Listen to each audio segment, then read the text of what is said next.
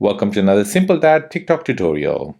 In this video, I'll show you an alternative way to hide all the icons on your TikTok screen using your Android phone.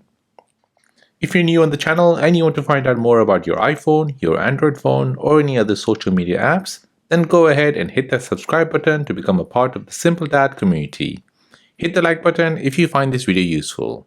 So you've all heard about the clear mode, where if you long press and you tap on the clear mode, all these icons will disappear.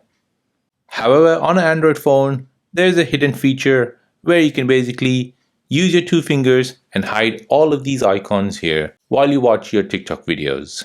So let me show you how to do this. So scroll through TikTok and find the video where you want to hide all of these icons. Once you find it, go ahead and use your two fingers and just press on the screen. This will hide all the icons around the video. So you can go ahead and test this out on another video. So two fingers and tap on the screen. Keep holding it there until you've watched your video.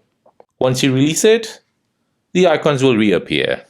So there you go. That is an alternative way to hide all the icons on your TikTok screen using the Android phone. So if this video is helpful, then please subscribe to see more videos like this. If you have any other questions, then please let me know in the comment section down below. Thanks for watching and see you in the next one.